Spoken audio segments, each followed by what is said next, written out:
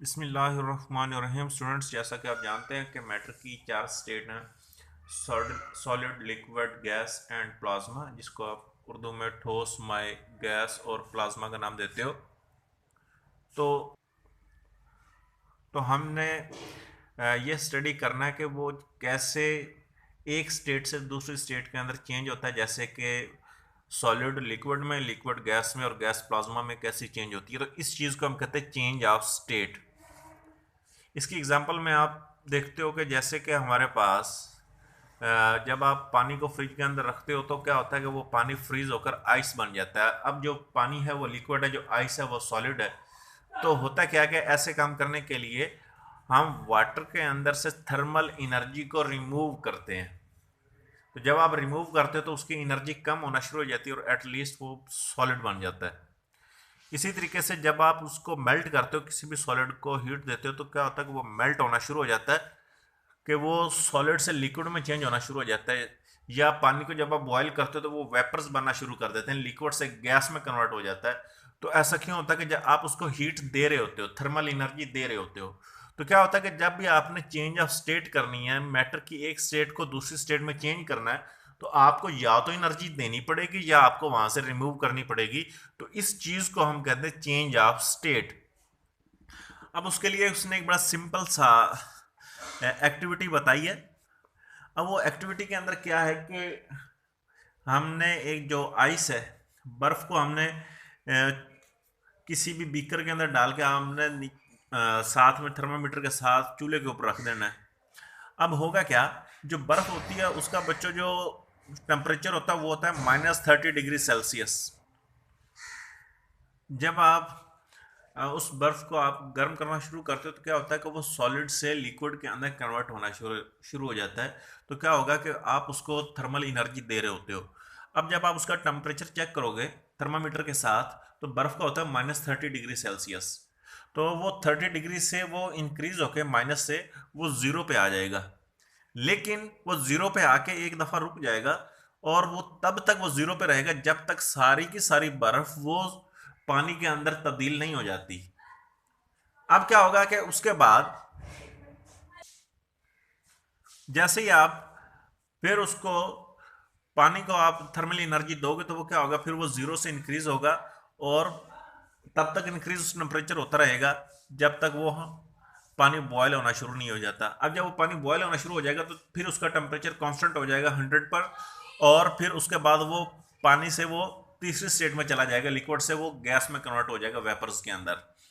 तो इसके अंदर आपने करना क्या है कि सबसे पहले हमने प्लेस करना है जो आइस को बीकर के अंदर, और जिसके साथ थर्मोमीटर मौजूद हो, और इस सारी चीज़ को आपने बर्नर के ऊपर रख देना है। बर्नर वो एक चूल्हा होता है। फिर क्या होगा कि जो आइस है वो मेल्ट होकर वो पानी में कन्वर्ट होगी, और जो टेम्परेचर है वो does not increase from 0 degree Celsius. कि उसका पानी, बर्फ पानी में तो कन्वर्ट होगी, लेकिन उसका जो टेम्परेचर है वो 0 डिग्री सेल्सियस से ज़्यादा नहीं होगा जब तक वो जो बर्फ है मुकम्मल तौर पे पानी में तब्दील ना हो जाए। इसके बाद क्या होगा, जो टेम्परेचर है वो फिर फर्दर इंक्रीज होना शुरू होगा, और तब तक इंक्रीज होगा जब तक वो पानी है वो जो बॉयल ना होना शुरू हो जाए। अब इसका हमने एक ग्राफ शो किया हुआ है कि यहाँ पर ये जो एक्सिस है इसके ऊपर ये टेम्परेचर दिया हुआ है, वो -30 से 100 डिग्री सेल्सियस तक है। और आप देख सकते हो कि जब आप आइस का जो टेम्परेचर है वो होता है -30 डिग्री सेल्सियस। स्टार्ट में जब आप थर्मल एनर्जी देते हो तो वो ए से बी तक उसका जो टेम्परेचर है वो 0 डिग्री सेल्सियस रहता है। ठीक है, और ये तब तक रहेगा जब तक जो बर्फ मुकम्मल तौर पे पानी में तब्दील नहीं हो जाती। इसके बाद तो इसलिए वो जो पार्ट ए बी है वो टेम्परेचर ऑफ आइस शो करता है कि वो चेंज करता है from -30 degree Celsius to 0 degree Celsius. तो इतना चेंज आ रहा है बस। और अब वो जो बी टू सी है, ये वो हिस्सा है जिसके दौरान जो टेम्परेचर है वो जीरो पर कांस्टेंट है, तब्दील नहीं हो रहा टेम्परेचर, और जो आइस है वो मुकम्मल तौर पे पानी में तब्दील हो रही है। सी के ऊपर जो बर्फ है वो मुकम्मल तौर पे पानी में तब्दील हो जाएगी, और इसके बाद जो टेम्परेचर है वो फिर बढ़ना शुरू होगा और आप पहुंच जाओगे पॉइंट डी के ऊपर। डी के ऊपर टेम्परेचर बढ़ने जाता है 100 डिग्री सेल्सियस। अब 100 के ऊपर पानी बॉयल होना शुरू हो जाता है, और जब 100 पे पहुंचता है तो अब टेम्परेचर कांस्टेंट हो जाता है, और फिर चेंज ऑफ स्टेट आती है कि वो यहाँ उसके बाद वो वेपर्स के अंदर कन्वर्ट होना शुरू हो जाता है गैस के अंदर।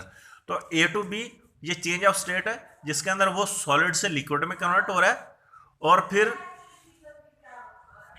डी टू ई ये चेंज ऑफ स्टेट है जिसके अंदर वो लिक्विड से गैस के अंदर कन्वर्ट हो रहा है।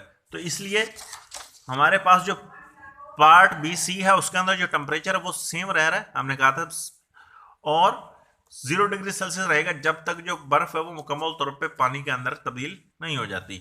और इसी तरह वो जो सी डी है वो temperature of water changes from 0 degree Celsius to 100 degree Celsius, और तब तक जब तक वो बॉयल ना होना शुरू हो जाए।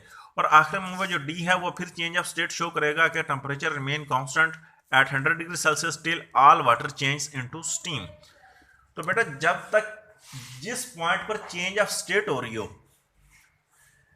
तो जब तक चेंज ऑफ स्टेट होती रहेगी तब तक टेम्परेचर कांस्टेंट रहेगा, तो ये आपने याद रखना है।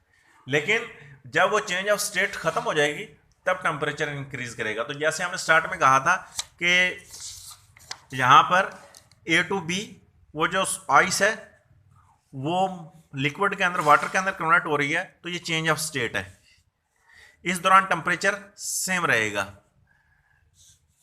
अब जैसे ही अब जब ये चेंज ऑफ स्टेट है तो इस दौरान टेम्परेचर चेंज हो रहा है, लेकिन ये जो बी टू सी है इस दौरान वो टेम्परेचर कांस्टेंट रहेगा, फिर सी टू डी फिर टेम्परेचर इंक्रीज करेगा, फिर डी टू ई फिर टेम्परेचर चेंज होना शुरू हो जाएगा।